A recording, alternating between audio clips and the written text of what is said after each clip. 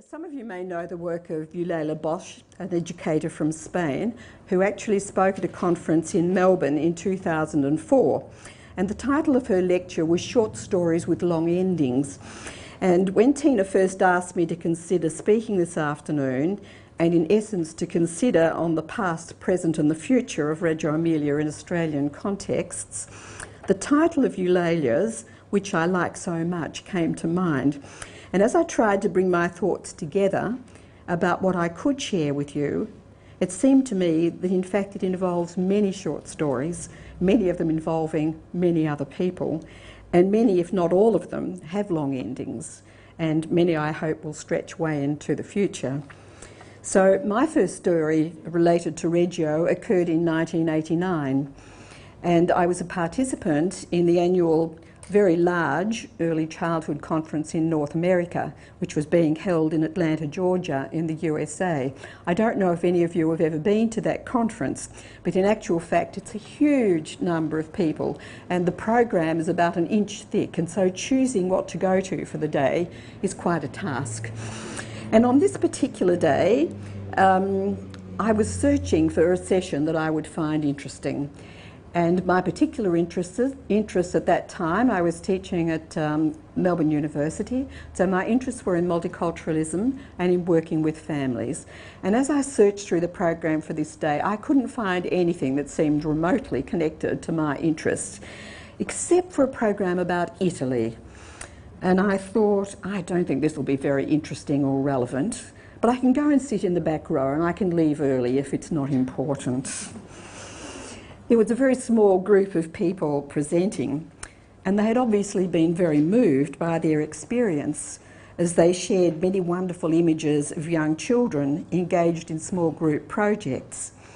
The documentation that they shared had captured children's discussions and their visual representations, and I was amazed at their problem solving and their construction of knowledge. And so at that time, I was lecturing in developmentally appropriate practice, and these children were certainly not the children that I'd been lecturing about. So on reflecting on that very first experience of Reggio, I was reminded that I have become more and more aware of my experience of Reggio Emilia, and that is how we, all of us, respond to a new experience or a new idea that depends very much on the place that our hearts and minds are in at that moment of encounter. So as you're listening to me tonight, some of the things I say will speak to some of you and not to others, because it depends what your interests are and where you are in your own experience. But for me, that was remembering an experience many years ago when I was living in Canada. And I attended an early childhood conference, and these were people who were working with children 3 to 5 years of age. And at the end of that conference, a person stood up who was very angry about what she had been hearing. And she made the comment, "You early childhood people, you support the children to bud, but you don't allow them to flower." I went away thinking, what on earth did that actually mean? Returning to Melbourne, I began teaching a group of 4 to 5 year olds. The children all attended 5 mornings a week from 9 till 3:30, and this was a low income area of Melbourne, with most parents having limited education. And I approached this year of teaching with a determination that these children were going to flower. So the following year, I had a phone call from the prep teacher at the local school, where most of the children then attended, and she had a question for me. "What did you do with those children? I have never had a group of children like them." And when I asked her how were they different, she responded that it was their enthusiasm and interest in everything, their confidence in trying anything that was proposed, how quickly they understood and became readers, their concern for others in the group and in helping each other. And I had a question of her. Well, how did you provide the opportunity that allowed these children the possibility to make these attributes visible? So I was beginning to ask myself some serious questions. Had we underestimated the competence of young children? And I hasten to add that I was not thinking about this in academic terms, but rather in intellectual capabilities, but also in tenacity and resilience. So following this experience, I became a lecturer at Melbourne University, and amongst other things was required to teach developmentally appropriate practice, and I found this an uneasy situation. So when I attended that session on Reggio Emilia in Atlanta, Georgia, I was in a place in my own mind to hear my own doubts and curiosity returning and being further challenged and provoked. At the end of the session, I went to speak to the presenters and I asked how I could find out more. What they shared with me was that the first American delegation to visit Reggio Emilia was being organised the following year. Would I like them to send me the information? And they did. So in 1990, I joined the first American delegation with one other Australian whom I'd informed about this possibility. So just a few slides of the city itself, because when I show these images of Reggio, I always say to people, we know that we are not in Adelaide. We know that we're not in Melbourne. So what is special about our place? Which are the images that we would take to show to Reggio Emilia about our place?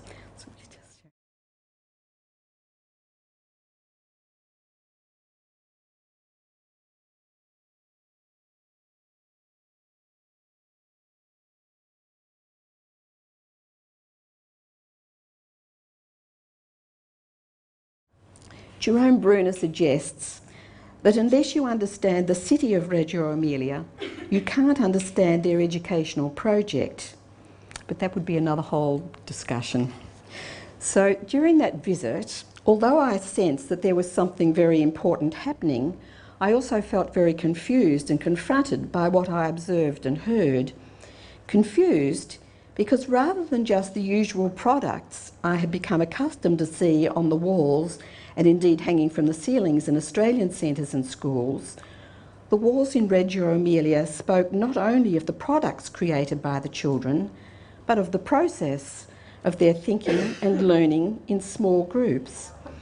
There were photos of children engaged in projects, the drawings of the children related to their theories, and transcripts of conversations with the children before and during a project.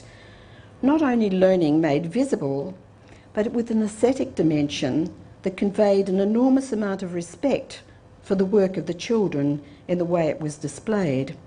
And I think in Australia we've always, in the early childhood area, we've always talked an awful lot about the importance of the process.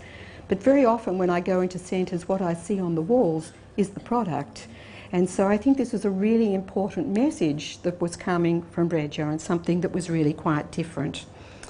I think not only that respect for the way the children's work was displayed, but the drawings and the paintings and the wire and clay sculptures of the children was way beyond anything suggested by the developmentally appropriate practice that I had experienced in Australian settings. As one small example, I marvelled at the intricate fine line drawings of 3-year-olds, which had been accomplished by using fine line markers. And whilst I know that there would have been exceptions to this in Australia, at that time, most early childhood centres would not have considered offering anything but thick wax crayons to this age group. I don't know if you've ever tried to actually draw anything with one of those fat wax crayons, but it's almost impossible. But here, children were being given a choice of materials. The crayons were there, but also with the fine markers. So I think it's an interesting question when we talk about developmentally appropriate practice, who actually decides, the educator or the child? Or is there a possibility of a reciprocity here between both the educator and the child? As projects were shared with us by the educators, I was intrigued by the way children had been engaged in graphic as well as verbal discussions in expressing their theories about a wide variety of topics related to everyday things, particularly involving the natural elements of light, colour and water, but also the innovative use of light tables and overhead projectors, mirrors, shadow screens and a variety of light sources. I was also amazed by the beautiful light-filled physical environments, and the inclusion of a large atelier space within each of the centres, a space that Reggio prefer not to interpret as a studio, but rather as a workshop or a laboratory connected with the classrooms. Both the aesthetic dimension, but also the extraordinary amount of space. And it is important to remember that this was 1990. Now we can see many wonderful environments in Australia, who in turn have inspired and influenced each other. I came away from that first visit to Reggio Emilia believing that there was something incredibly important happening, but also knowing that I was really only seeing the surface. There were many questions about the why and the how that was underlying what I was seeing. And if this was not a model, as the educators in Reggio Emilia kept telling us, what did it mean for us in Australia? But before sharing this with anybody, I knew that I needed to try and understand a lot more. During my visit to Reggio with the American delegation, I met a person called Pam Hook, who was in the process of organising the travelling exhibition from Reggio Emilia to be installed at the Children's Museum in Dayton, Ohio, where she was the curator. And she subsequently invited me to come and stay with her and visit the exhibition, which I was fortunately able to do. It was an amazing experience. I stayed with Pam for a week and I visited the exhibition every day. I read the panels many, many times. Pam had set up a whole lot of interactive experiences, and I watched children and I watched families also working and playing with those experiences. And at night we would sit down and discuss what I had been seeing and what we were thinking about the work in Reggio Emilia. At the end of that experience, I knew that I needed to organise a group of Australians to visit Reggio so that I could experience this with more Australian eyes. And I also knew that the exhibition needed to come to Australia. I felt a great sense of responsibility. And I was very nervous when I offered to give a paper at the Adelaide conference. Adelaide was the first place I ever spoke about Reggio in 1991. It was held at St Peter's College, this conference. I was very, very nervous. I had slides, I had video, and I got everything in the room, which was going to take about 30 people, set up, and I checked it all about 20 times. And just before that workshop and many other workshops, the keynote speaker from America, Jim Greenman, who some of you might know as a person who works with environments, and Jim Greenman said, "You mustn't miss that workshop on Reggio Emilia." So, as I walked slowly to the workshop room, when I got there, there was a crowd of people outside who couldn't fit into the room. And then somebody arrived and said, "Oh, well, we'll take it down to the hall." And so then I saw this crowd of people disappearing down the path to the hall, and I was left with the video and the set of slides in the room, wondering, will I follow them or will I just pack up and go home now? I followed them. And so I made that first very nervous presentation to a group of people who were from around Australia, because this is a national conference that was being held. And to turn on the slides, to turn on the light for the projector, I had to actually walk upstairs onto the stage and down again. I thought it was an absolute disaster. But at the end I said, I'm really hoping that we could have a group of people go together to visit Reggio so that we could explore these ideas together. So if anybody is interested, could you stay at the end and we'll see what we might be able to organise? And a group of people stayed. And it's highly significant, I think, that some of the people there who ended up taking part in that first Australian delegation are still involved to this day in working with the ideas of Reggio Emilia. So in 1992, I organised the first Australian study tour to Reggio Emilia. And I'm just going to show you a few slides, and I'll just say a few other things, I guess. There were 15 people who actually came on that study tour, and I think we paid $50 50 Australian dollars each to the municipality for the privilege of visiting. Now people are paying $1,000 to go. So this was a very different experience, and we were privileged because there were only 15 of us. It was a really very interesting thing to do, and I think one of the things that I was surprised at, I was so excited to bring a group of people because I thought they were all going to be excited too, and in actual fact they weren't all excited. And in particular, people commented on, to begin with, in the first 2 centres that we visited, what people saw was the health and safety of the children and didn't really see anything else. And I said to myself, why is it that when people come in to an exciting environment like this, what they are looking for is the safety and the health aspects of the children? And then we visited the 3rd centre, which I think happens to be a very dangerous centre, and I thought, oh, this will be the end. Nobody made a comment. Their minds had been so blown away by this point that nobody mentioned the safety of the children at all. But it was at that point too, Loris Malaguzzi was alive at that time, and so we started a discussion about bringing the exhibition, the travelling exhibition, to Melbourne. Malaguzzi was absolutely horrified by the idea. He thought that it would never ever come back to Reggio Emilia. It would be lost in this desolate place of Australia. I think at that time I also became very aware of the systemic organisational structure of their programs, just one integrated service. And I think at that time and continuing, we do have this problem for our children in having 2 separated services. So it's quite exciting to me that in Adelaide you are working towards those integrated services. But I think this has been that integrated service has been one of the important challenges for me in wanting to continue to work with this organisational challenge from Reggio Emilia. So I'm just going to have a look at a few of these slides.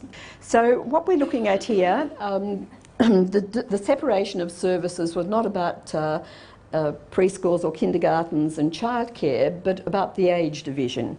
So the infant toddler centres were for children 3 months to 3 years, and the preschools were for children 3 to 6 years of age. And that division between the age groups is actually a legal requirement. It's not a pedagogical decision, it's what's required.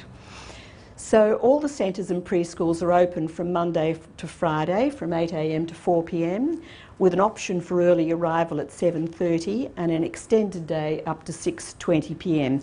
And that extended day is offered to families who make a special request based on need.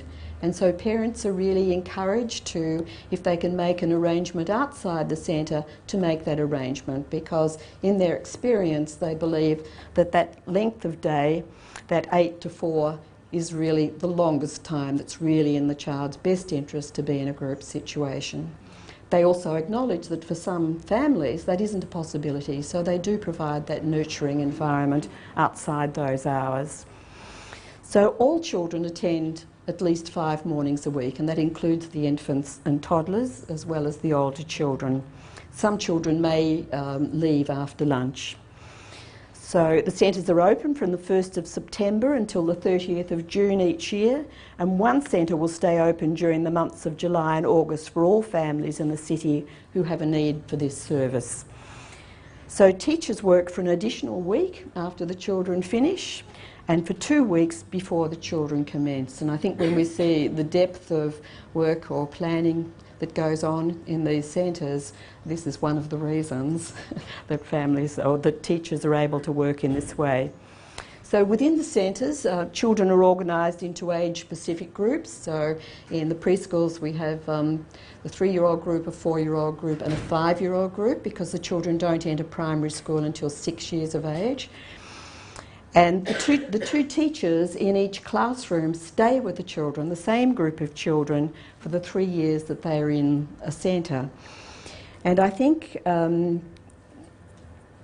you will understand that this creates a very, very strong relationship between the group of children but also between the children and the educators, and the children and the families and the educators. So one of the really strong principles underlying the educational project in Reggio Emilia is the pedagogy of relationships. And it's not only a relationship both within and between the groups of children, educators and families, it's also a relationship with the environment and the resources in the centre, but also with the wider community. And so they talk about that pedagogy of relationships being enabled by a pedagogy of listening. And the way that Reggio talks about listening also would be a full day discussion. Okay. So another person who's very important in the systemic organisational structure of the programs is a person called the Pedagogista. And Reggio employ about 13 or 14 pedagogistas, and they all have responsibility for 5 centres. So it could be 3 infant toddler centres and 2 preschools, or another combination of things. But those pedagogistas will work with the teachers in organising the curriculum, and then they will work with the teachers in suggesting ways to work with the families. They don't actually work with the children themselves. But some of those very in-depth projects that we see the children engaged in is strongly supported by this pedagogist. The pedagogista has an additional qualification, usually a master's degree, and that group of pedagogistas meet continually and discuss the latest theory, the latest research that's coming out, and then take it to their teachers in the centres. I'm talking, use this word pedagogy a lot, and I'm really talking about, from my perspective, the art and science of learning and teaching. We're actually in an infant toddler centre here. And one of the important spaces in all of the centres in Reggio Emilia is a place they call the Piazza, and it's a communal space. So when we walk into a centre, the entrance is also another very important place. And in the entrance there will be something of the history of the centre. In one centre there's the 3 rights: the rights of the children, which the children have put together, the rights of the families, and the families have put it together, and the rights of the educators, and the educators have put it together. So everybody is aware that everybody has rights as well as responsibilities. Everybody is a person who's responsible for what happens within the centres. So this is the Piazza space in an infant toddler centre. And you can see that it's a very large space, and you can see that there's windows. These large windows provide this transparency into another space continually. You're not just in one space, but seeing what's happening in other places. Thanks. This was one of the problems. These are the cots or the nests for the children in the infant toddler centres, which many people find engaging, but this was one of the real problems for that first group of people who visited Reggio, who were concerned about the hygiene of children climbing into somebody else's nest. The children can actually put themselves to bed when they are ready themselves. Okay. Now we're in the Piazza area of one of the preschools. This is the Deanna Center, and this was the centre that was actually written up by Newsweek in 1992. And in truly understated form, they announced it as the best preschool in the world. It was the only preschool in Reggio that they visited. So we're in this Piazza area, and in this Piazza area is a place of encounter. And so you can see that there are some mirrors over on the left-hand side here which make you look funny shapes, make you tall or short or wide. Or over on the left-hand side there's a mirrored triangle whose name I no longer remember, a shop, and many other things. But it's a place where children are all together across the 3 classrooms for some parts of the day. Within that space also there's the puppet theatre, And you can see the tiles around that, those ceramic tiles have been created by the children, and we see ceramics as such an important part within the city itself. It's part of the culture of the city. So the children may be the 5-year-olds who are putting on a puppet play, and it could be the children from the 3-year-old room who are the audience. A communal space, a place for some music sometimes. And in this particular instance, this is a spaceship that's been built by the children. I think this is a very interesting project. The children were starting to bring a whole lot of superheroes to school as their favourite toys. And the teachers wanted to ban them, thinking that these were not appropriate things to bring. And Malaguzzi's comment was, and so what? You're telling the parents that they're hopeless and they don't know what to choose for their children. So what should we do about this? Shall we invite the children to actually all bring their favourite superhero? And we'll talk about them. The children can explain to us who they are, why they are marvellous, and what they most like about them. And so the space was cleared. This is before this building, and the children sat around in a circle. These are the 5 to 6-year-olds, and the children all presented their figure and talked about their figure, their good figure. These were good people, it turned out. Everyone that they showed was a good person, fighting evil and whatsoever, going to save the world. And so at the end, they began by actually making puppet shows about these superheroes, writing plays that the superheroes became the characters in. So they worked in small groups doing this. And then somebody had the idea that they could actually build a home for all these superheroes. And so this is the construction that came about from the children working together. By the time they had become so engrossed with the building of the Space Centre, the superheroes had gone because this became a more important thing than the playing with those characters. A shop is also in that place, so children will come out of their rooms to be involved in the shop. And then the children making the necessary money because as they started to shop, they realised that there was something missing, and it was actually the money. And so this is that part of the project. So now we're looking at a mural painted by or worked on by the children, and the construction of a mural is a very interesting thing in Reggio. I think sometimes we have group work, a group painting together, but sometimes we just allow the children to come and paint without the planning that goes on. And so this was an excursion that went to be part, to climb through the poppies in the field, and the children came home and they drew their images, and then they talked about putting them all together, the images from that experience. And so everybody drew what they wanted to include in it.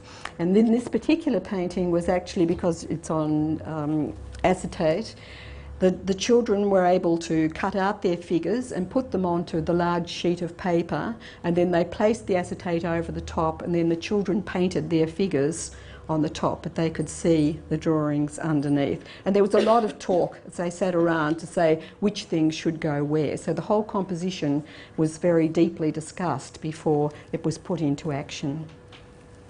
Okay.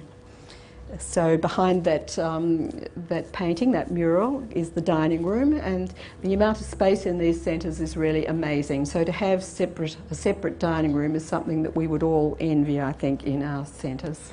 And coming out of that space, or looking up at that painting from the dining room. Okay. And just another very important person within the centres is a person called the Italia Rista. And the Italia Rista is a person who has a qualification in some aspect of the arts. They are not a teacher. And Malaguzzi first introduced this idea because he wanted somebody to challenge the teacher's views of what children could do. And so that's exactly what happened, and there were many, many arguments in the very early days about the relationship between the Italia Rista and the teachers in the centre. But that's how it began, and then within each centre there's an atelier, which is actually this workshop or great laboratory space. Okay. So just a few images of those ateliers and some of the work of the children working on one of the murals, and that happens very early in life. These children are also working in the atelier. These children have been doing a lot of work with shadows and really have reached closure because they knew so much about shadows, so that the educators have now, is this moving on by itself or are you moving it? No, it's okay. The teachers have actually provoked the children to move on to reflections. So this is a clay model that the children have made, and they've placed it on a mirror, and so now they're talking about why is a reflection different to a shadow. So this continual provoking of the children's thinking. One of the children replied that the reflection is like a piece of pie. Some wonderful clay work of the children. And it's not just about the visual arts, but also this is a project about the amusement park for birds, which the children created in their playground. And they wanted to have, they decided that they wanted to make fountains and water wheels.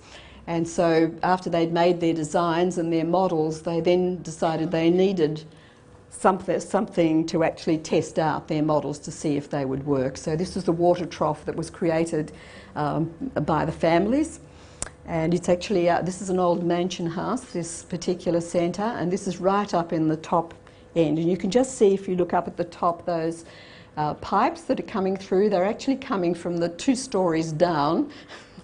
And the children in the 3-year-old group are actually exploring playing with these pipes of water that are coming right up through the building, up the stairs, to come out here into that building.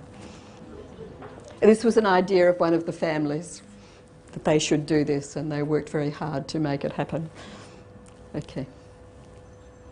So the bathrooms are considered places not just for toileting and washing your hands, but also a wonderful place for water play. Certainly in Victoria our regulations wouldn't allow us to do that. Okay. Also, Reggio talk about the community of learners.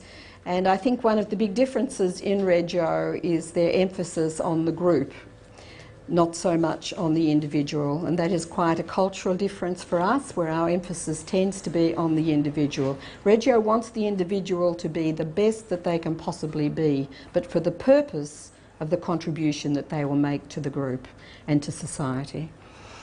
And so this is just an image of their individual photos, because they want to emphasise that every child is unique, but they're all together to show that they are part of a group. The teachers are also there.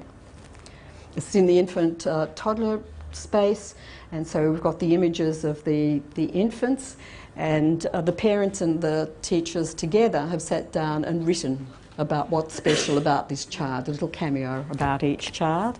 The parents, the children, they would carry these infants to actually see the photographs and identify this group with the children. And the parents actually built the ramp so that the children could crawl up and pull themselves up to be able to see those photographs. With the toddlers, and these images are at eye level, but there's also a little mirror placed beside each of the photos, so who you are and who you're not. And of the 4-year-olds, and these 4-year-olds have dictated a piece about themselves and also drawn a self-image. Okay. And you might recognise a person here. This is actually Karen LaMonte, who used to be sort of in the early childhood department here. And this is a part of the first study group to Reggio Emilia. So once again, we're in that communal space of a piazza. This is within a classroom, and you can see here that all of the possibilities with light. There's a light table, there's a screen that you can see that can be pulled down for shadow players, and there's an overhead projector being used as well. Some of the documentation of the youngest children's work. And once again, this is an experience that we would find in many of our centres, but the addition of a lamp makes an enormous difference. Provides a whole lot of provocations to the children about why are these shadows so much larger. And this is another aspect of the centres, of trying to create that feeling of belonging to a group. And these are the children's own letterboxes.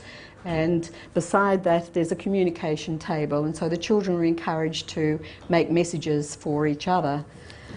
And you can see there's actually a table over there